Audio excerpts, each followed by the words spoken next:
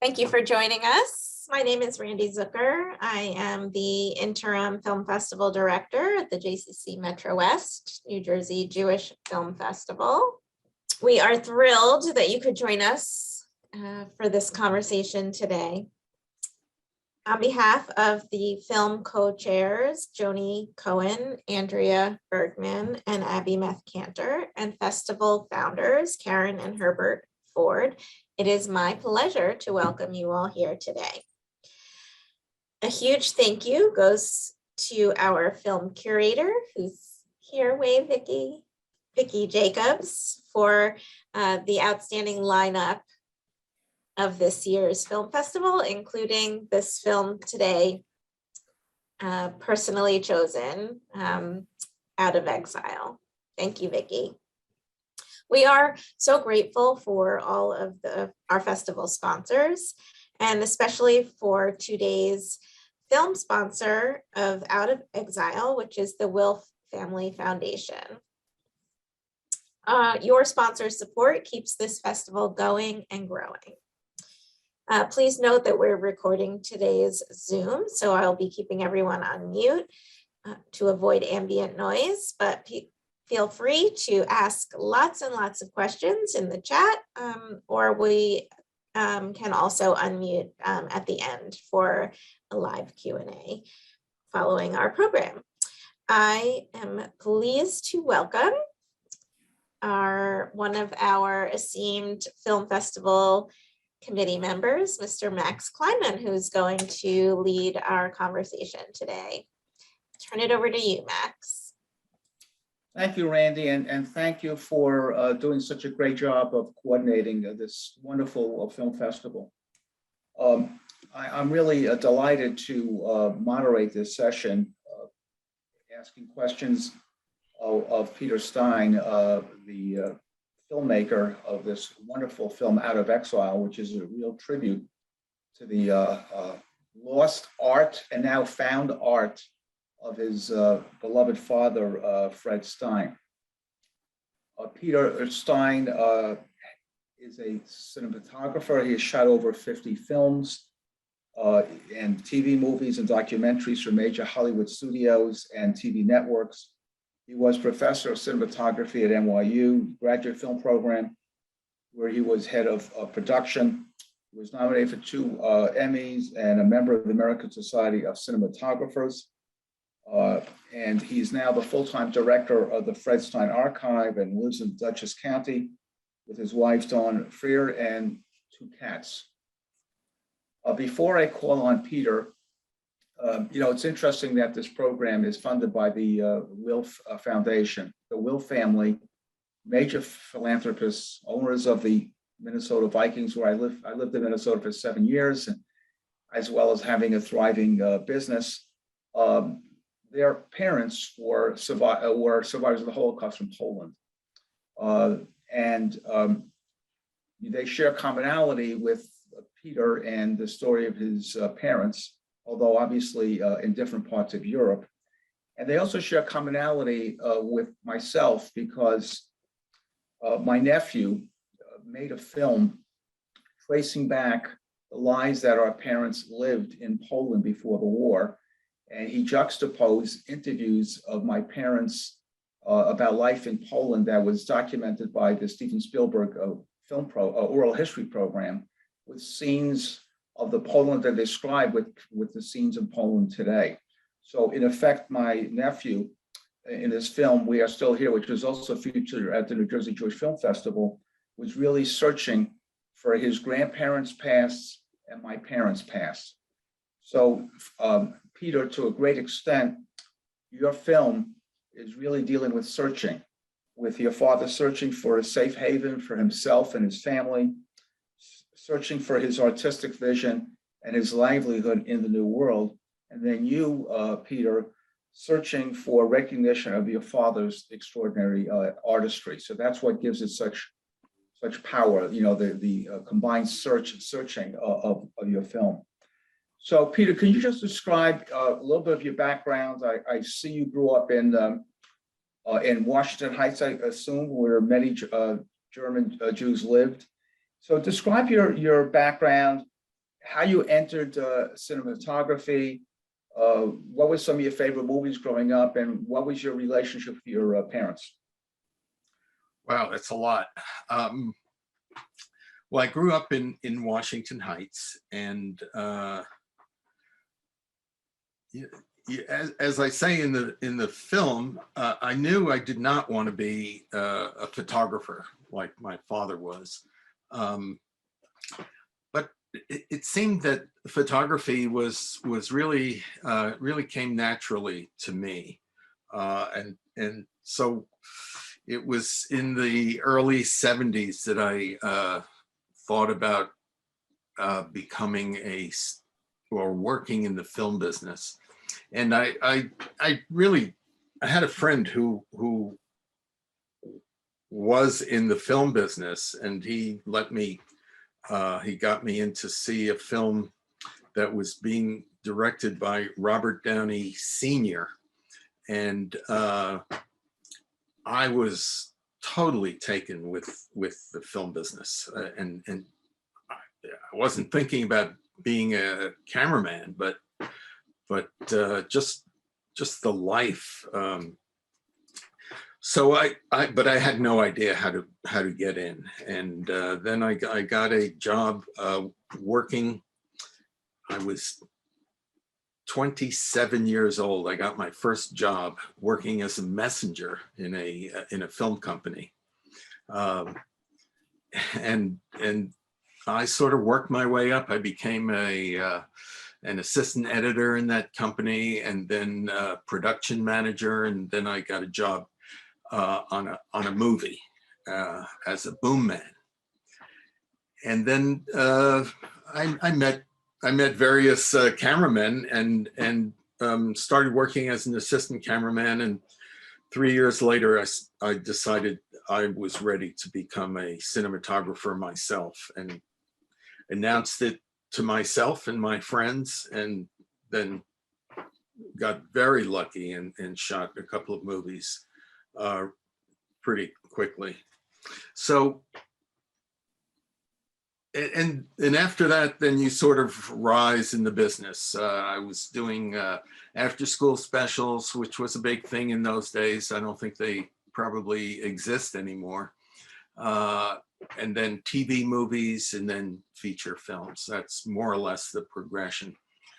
And then when I more or less retired, I went on to teach in university at NYU in the graduate film school, which is a fabulous film school with many famous people. In fact, I had Chloe Zhao, who won the Academy Award last year for Best Director and Best Film. She was in my class, and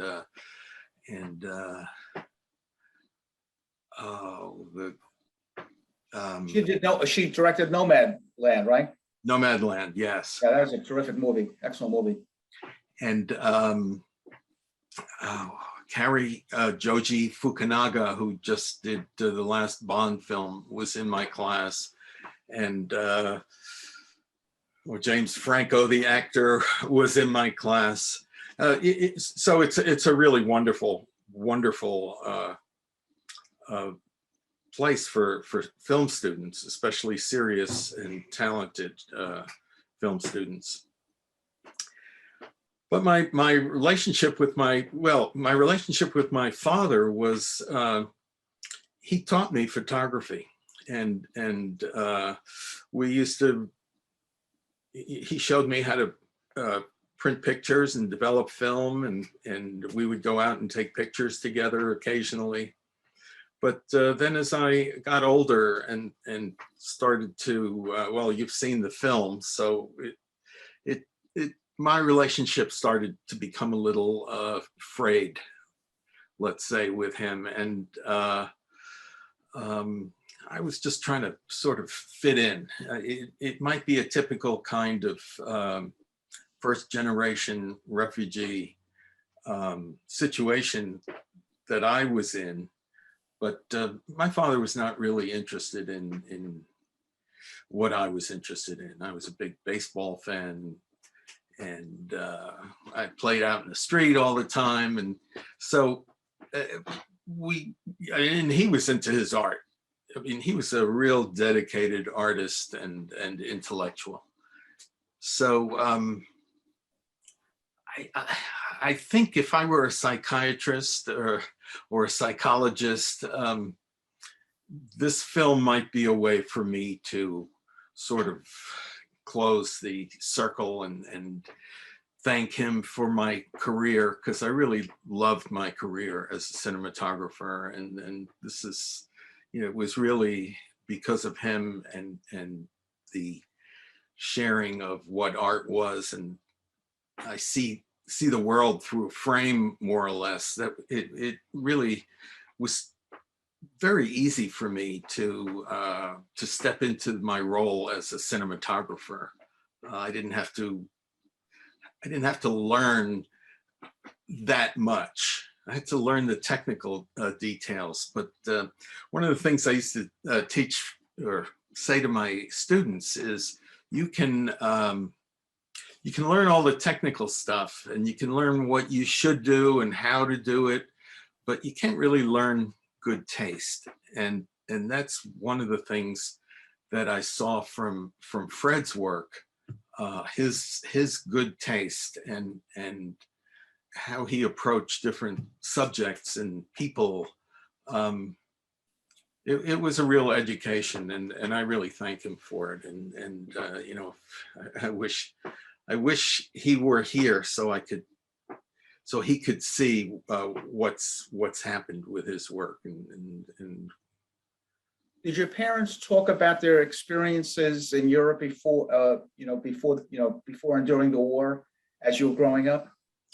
Well, I knew about the Nazis, and I knew that they were refugees, and I knew that their life was very tough, but they didn't spend a lot of time talking about that. I know there are a lot of people I meet now whose parents went through the Holocaust who said, my father, my mother, they never talked about it. I would say my parents let me know what they had gone through, but they didn't dwell on it very much at all. My father was very much into, and my mother, into being an American.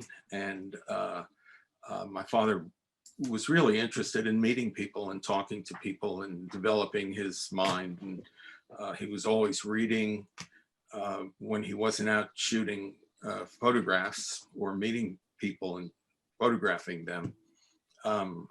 He was studying. He was really reading, and he was brilliant as an intellectual. He must have read 3 books a week and read the New York Times cover to cover every day, and the Time magazine and Newsweek he read every week cover to cover. So he was reading a lot, which was something none of my friends' parents were like that. None of them were intellectuals like my father was. But and he had very strong opinions. So every evening at the dinner table, we would more or less get lectures on the people that he met and his views of the world, but not so much about what they went through. It was more immediate what was happening right then, who he met. He photographed Chagall, and he would tell us, all about Chagall's house and his wife and what he was working on and what he thought about whatever it was. So that's he was really living in the present and not focused on what they had gone through in the past. We're going to be having Q&A that's going to be moderated by Randy after we finish with my questions to you. But I will chime in with a question that somebody asked, and that is there any place any venue where your father's work is being shown in the New York metropolitan area currently? Yes, it's at the Rosenberg Gallery in Marianne Rosenberg. It's an amazing story, her story. So it's at the Rosenberg Gallery, which is at 19 East 66th Street. And they're also showing the film there. And that will be this coming, they had one showing this past Saturday, and this coming Wednesday night, they will show the film at 7 o'clock, but you can see her theme for this show was all the pictures that were, not all the pictures, but many of the pictures that were in the film, the vintage prints, that means prints my father made, are in the gallery. It's a beautiful gallery right off Fifth Avenue, 2 floors. And I know that gallery was featured in the documentary. She was one of the Yes, you're right. Yes, curators, yes. right? Yes, yes. I loved how you juxtapose your parents' search for security with your search for restoring your father's artistic reputation. How did you arrive at this? Well, I got to give credit where it's due. This was my wife. My wife, who was the co-director and the editor of the film and the writer. Wow. Yeah. She's brilliant, and she's the brains of my family, and I'm the leg man.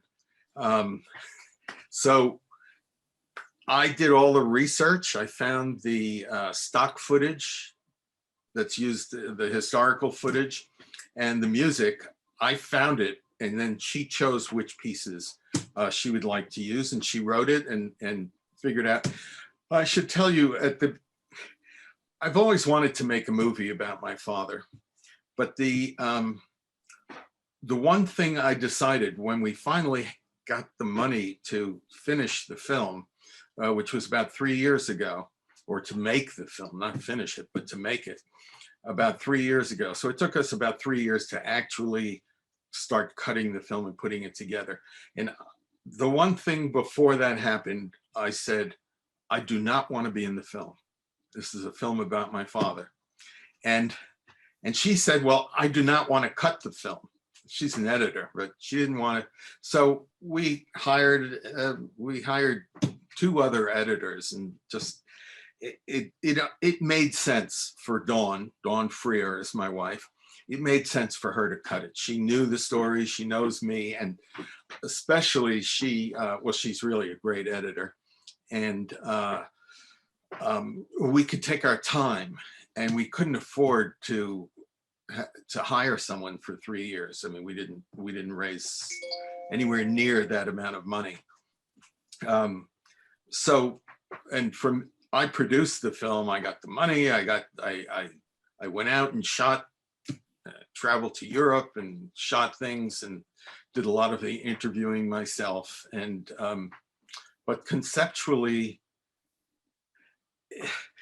it's not a linear film, starting from here and going there, and with a few talking heads interspersed.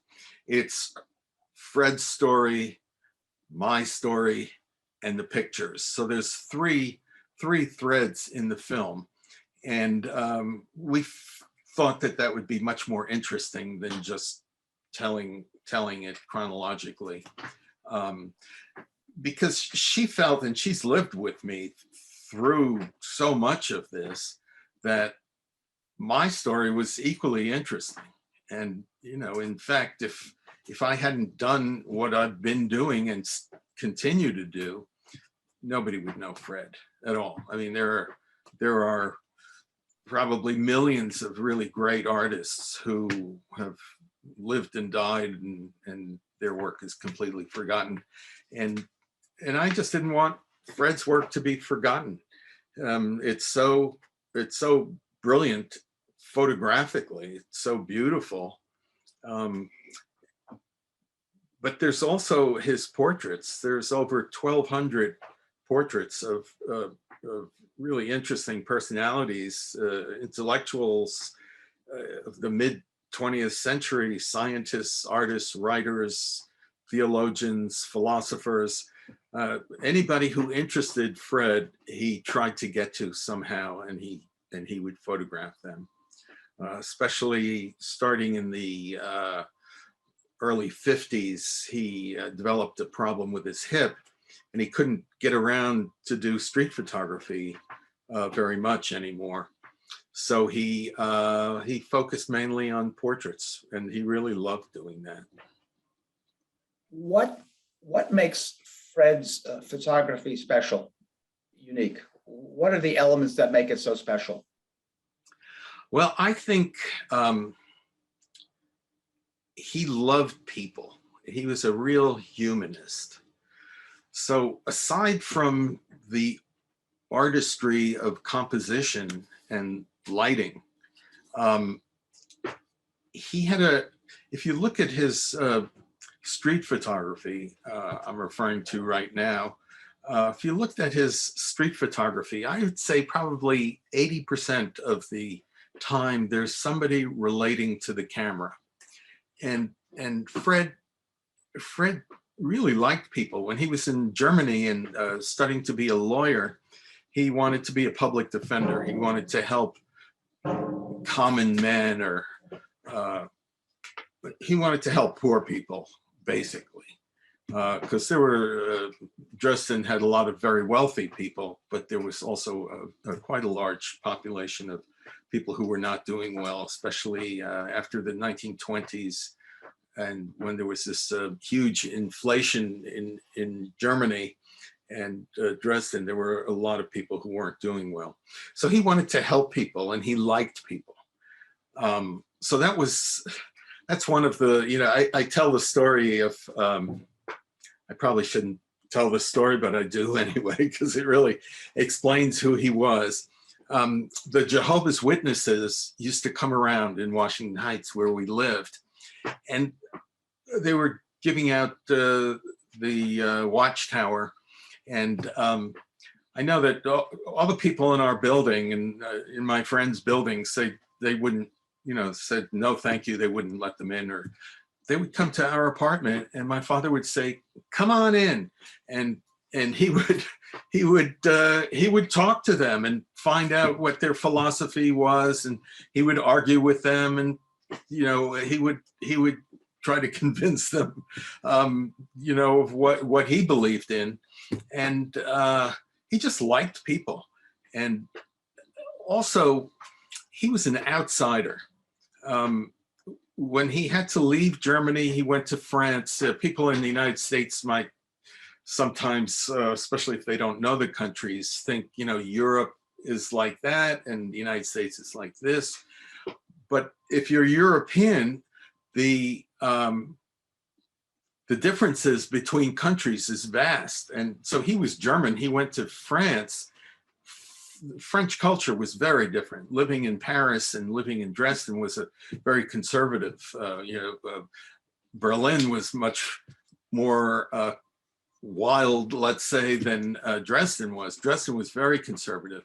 So going from conservative Dresden to Bohemian Paris, which was a center of refugee life and artistry and bohemianism and so on, was very different. And he was an outsider. So everything fascinated him.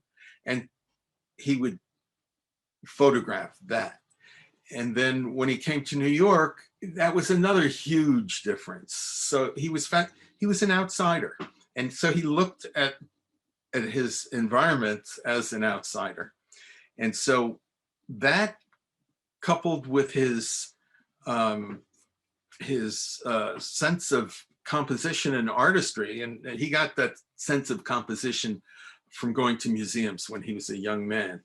His mother had gotten him a subscription to all the museums in Dresden, and Dresden has a huge amount of museums, huge, still, and it's a center of culture in Germany. It's one of the centers of museums, and he went to all the museums and studied painting. And when I was a child, we would go to museums and galleries together, and he would buy me art books.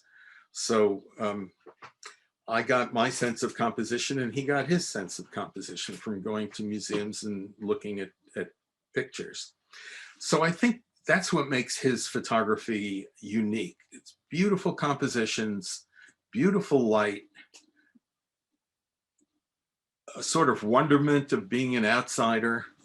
And then in his portraits, he had a philosophy that he didn't want to, there's a very famous photographer in Canada, Karsh, who took pictures of Churchill and, you know, all the many of the famous people of the day, painters and politicians and so on. But he would sit them and he would light them and so on. And Fred tried to engage them and find out who they were. And he knew their work. So, I mean, he didn't know Einstein's work, for instance. He knew what it was, but he didn't understand the physics of it.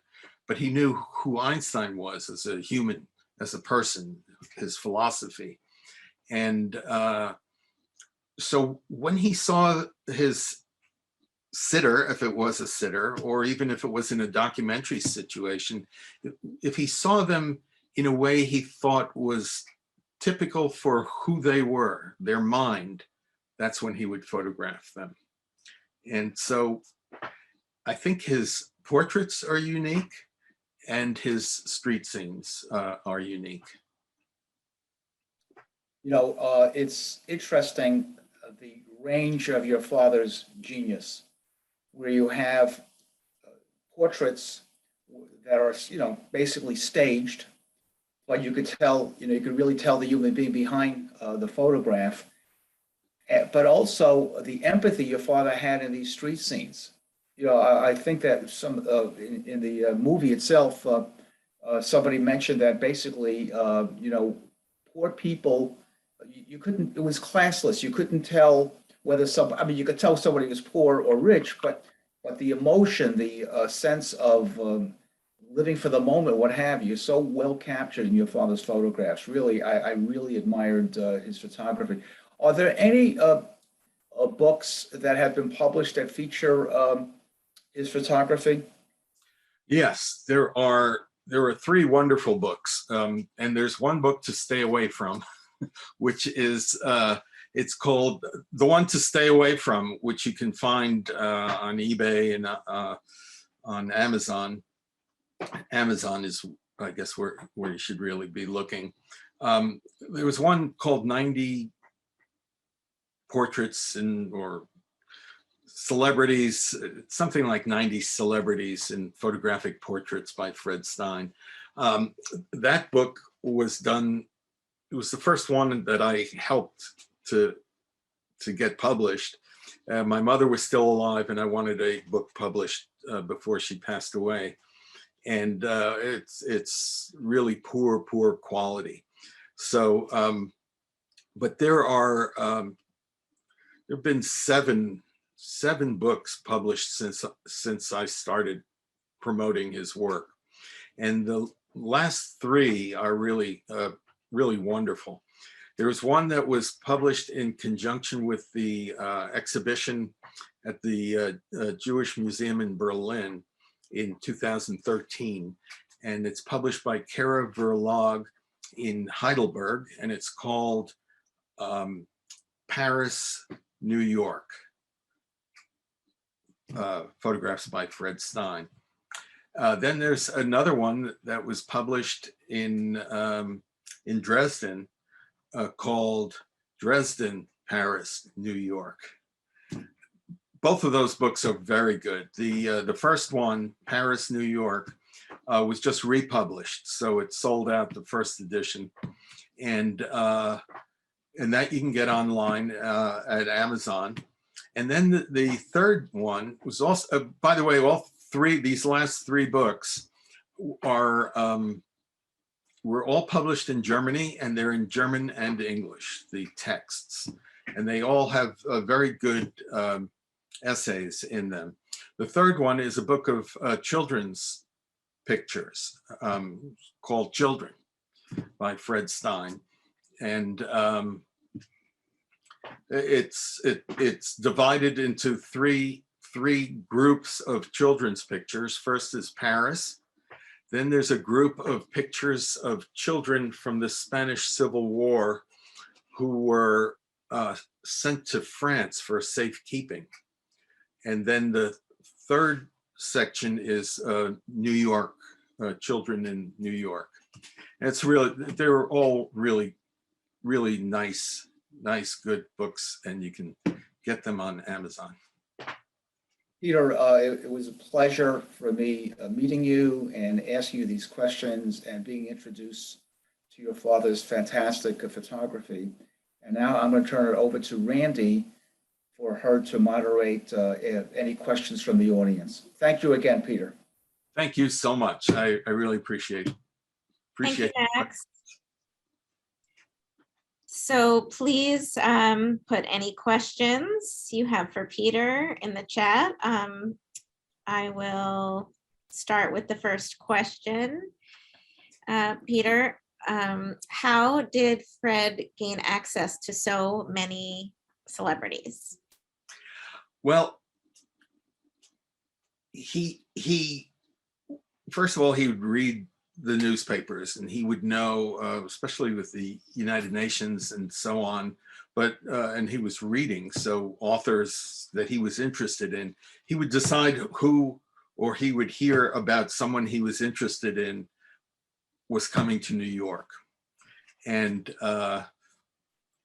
so once he realized there was someone he was interested in, or they lived in New York or close to New York, he would try to find a way to get to them. So he would contact their publishers, or friends of his would say, you know, you should photograph so-and-so, I know him or her. And, or for instance, Einstein, well, actually, Fred had a friend from high school who was Einstein's first assistant. And he said, God, I would really love to photograph Einstein.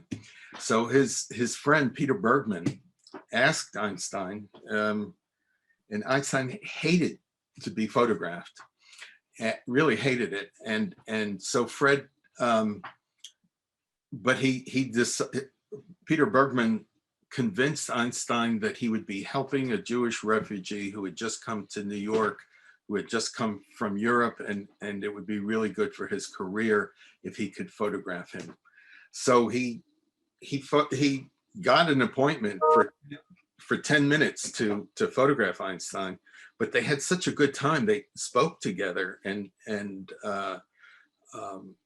you know, as I said, Fred didn't know anything about physics, but he certainly knew about theology and philosophy, and you know, Einstein was supposed to be was asked to be the first president of Israel.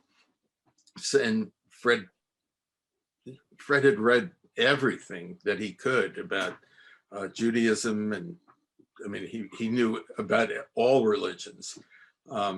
So they had a great time, and you know, one of the interesting things, because my parents had no money really, very little money, so film was a real problem. Or I should say, shooting too much film was a problem for Fred. He didn't want to spend that money. But if you went to photograph Einstein today, if I went with a digital camera, I would take 2,000 pictures.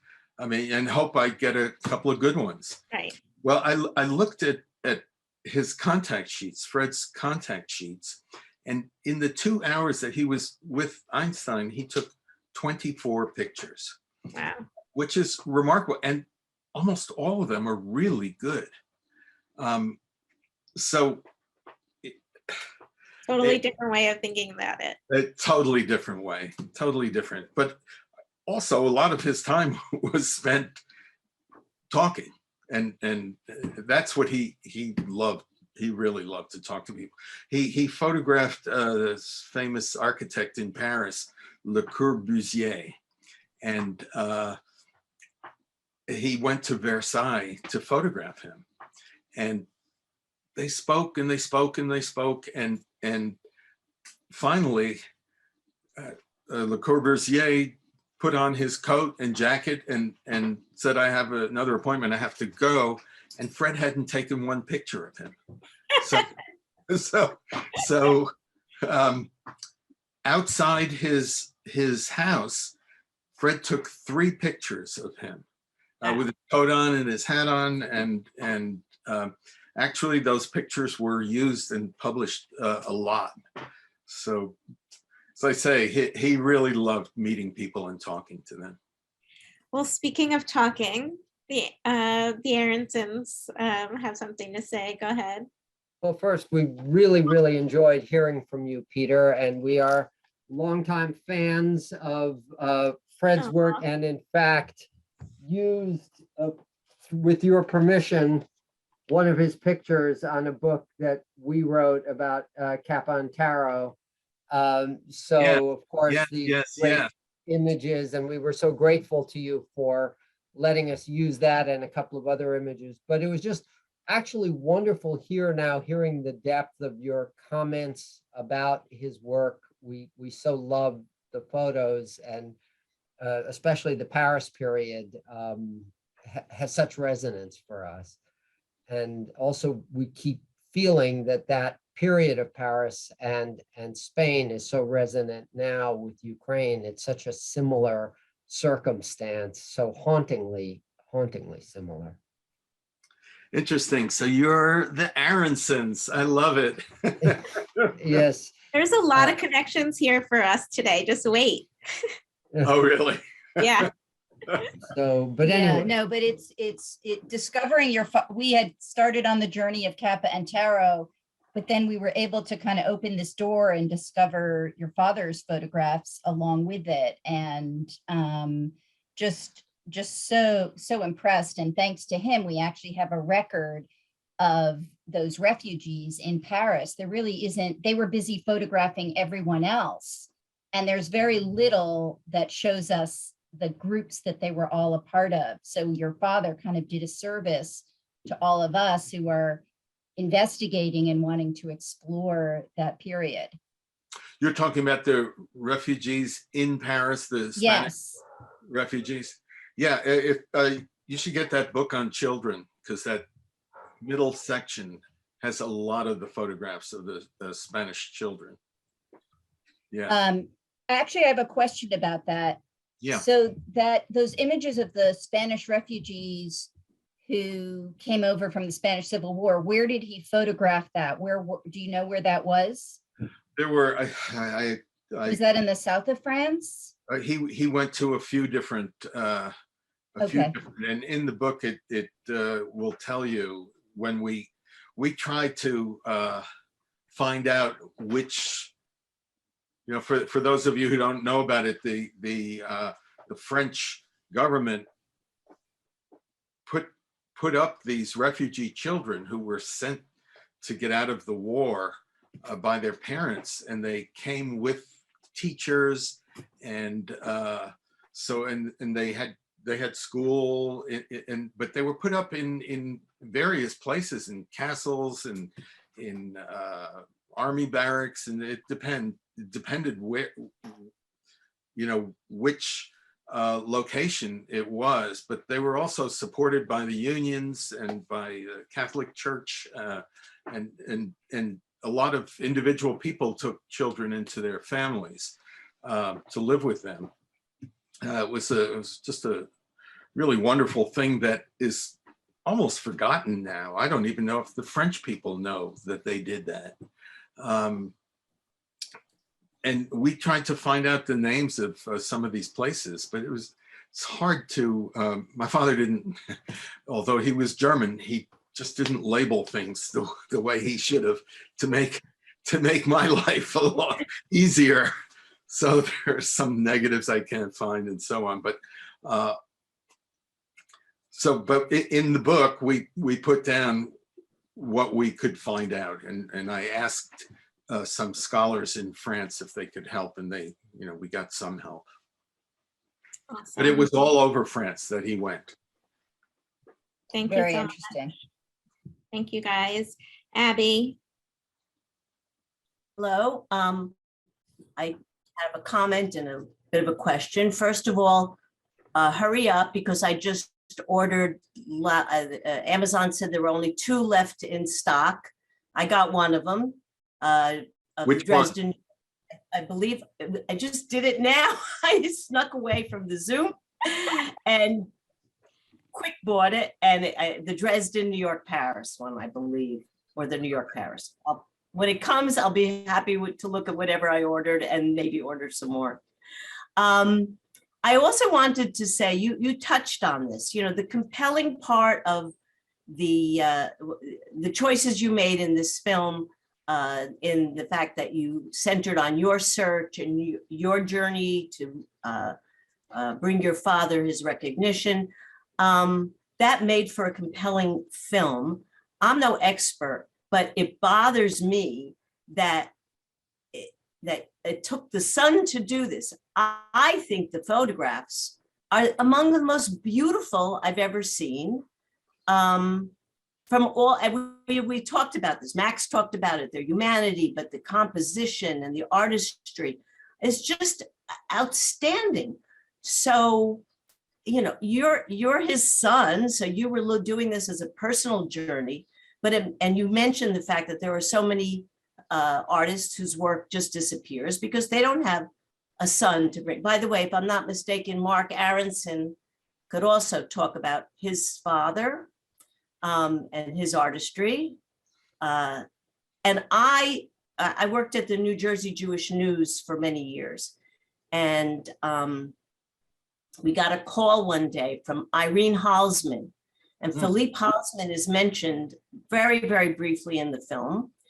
And her father, He spoke at my father's funeral. really. So that's somebody else. He does have some prominence. No, But he his- certainly does. Yeah. But his daughter at the time, this is many years ago, they were having an exhibit in the Montclair Art Museum, and she was to publicize it. And he's of course famous for, he was the Dreyfus of it was like a Dreyfus affair. And many people did not know about that. But what I want to ask you is, in your search and you're looking through all this, did you come across any other work of unknowns that you think you wish somebody had a son or a daughter to resurrect or bring to the fore their work? No, I didn't, because I was totally focused on my own work. Although occasionally people will say to me, "How did you do it? I want to do that for my father." But you know, I was fortunate that I had time, because I'm a cinematographer, and a lot of times when I was working, and then when the film was over, I was not working. But my job was to look for work. So if I was freelance. But I could also work on my father's stuff. I could also, so over the years, I was able to spend time. So promoting, we had shows in small art centers, local art centers, and small galleries and so on. But, you know, let me see if you can, anyway, there's right behind my head was I think it's a woodcut. I'm not even sure what it is. You can't see it, but his daughter said to me, and his wife, when she was alive, said, you know, I'm very interested in promoting, his name is Peter Lipman Wolf, his work, and he's a great artist. I think he's pretty much forgotten now, and he was doing pretty well when he was alive.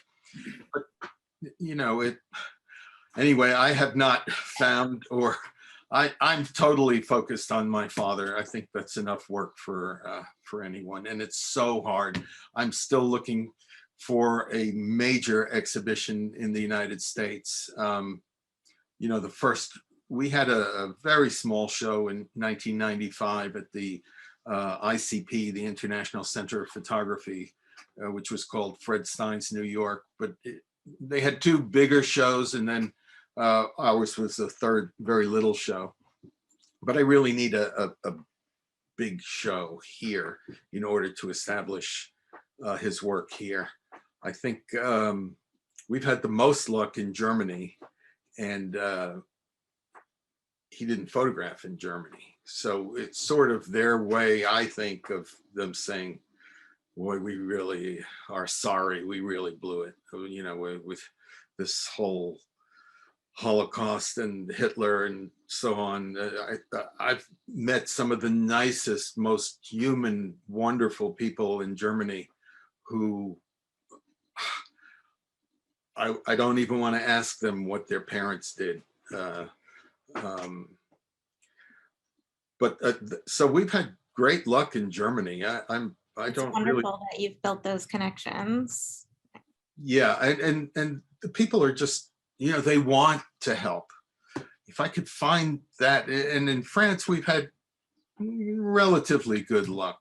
In the United States, it's, you know, it's, if he's such a great photographer, how come I never heard his name before? Well, hopefully this will help. Yes. We have a couple of more questions, but before I get to them, Daniel, you want to read yours out loud, aloud? Hi, Peter. We haven't seen each other for a few decades or scores. Oh my goodness. You, I, and my wife, Charlotte, went to junior high school and elementary school together. I'm putting you on spotlight, Hammerman. Okay, I have to change my view so I can. That's you. That's you in the middle junior, picture. in junior high school. And it says, I think all girls are fine with Peter Stein. Exactly. Exactly. And besides from all the famous people that your father photographed, he photographed our wedding as well. Really? 1966. One of my prized possessions is this book that he gave us at the time and signed to us. That's so. And Lifetime fans. for sure, Yes. for sure. Now, I'm sorry. What is your wife's name? Charlotte? Charlotte Fine. Hein Hammerman. I know you. You were friends with Danny, and I remember you. I remember we talked and all, but yeah, so I'm not insulted if you don't remember me, but What was your last name? Fine. Hein, Hein. No, I don't. You lived on 160th Street, and I lived on 161st. So our back windows. I lived on You 100. lived in the red house. I told you, lots of connections.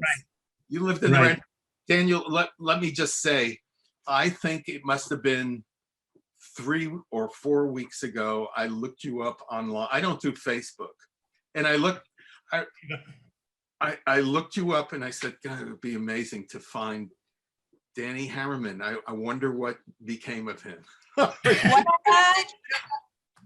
prompted you to initiate looking for him? I think, in fact, you might know there was well, now she's our age, but she was in our class.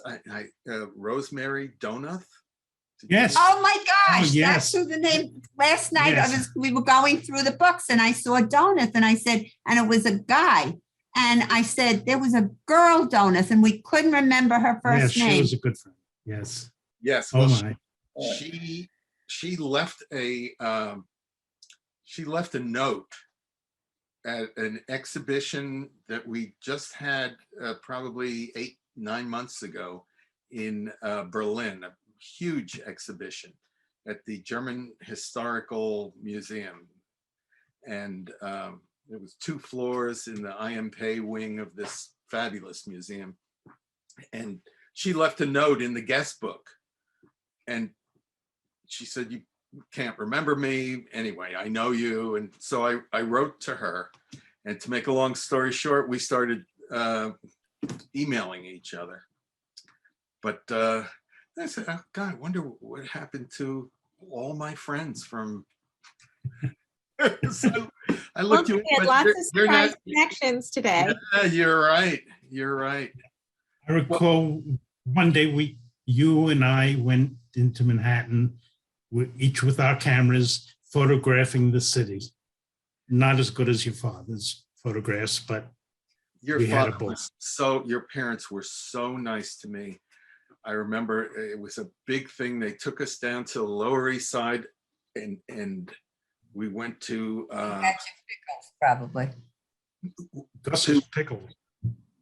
well, no, but they took us to what's the famous delicatessen on the, Isaac Ellis. Isaac Ellis was their favorite. I don't know. Katz's. Your father was made ice cream. He sold ice cream. Homemade. And he always gave me ice cream. How's that for a kid's memory? That's so Wow. good.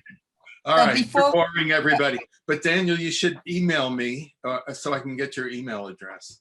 Okay. I'll connect. Okay. with you. Thank Are you. there any other showings of the film? Because we have not had an opportunity. So is there any way we can log on to see We the can film? find it online. Okay, Email me and I'll take care of it. okay. Thank you. It was Thank you. great It was seeing great. you and talking. Thank to you. you Great. for being here, the Hammermans. Thank you. One last question from Vicky.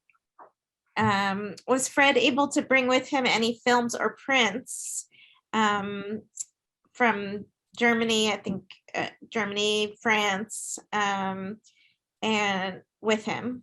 Yeah. My mother and father, that's mainly what they had when they came to the United States. They didn't have a camera.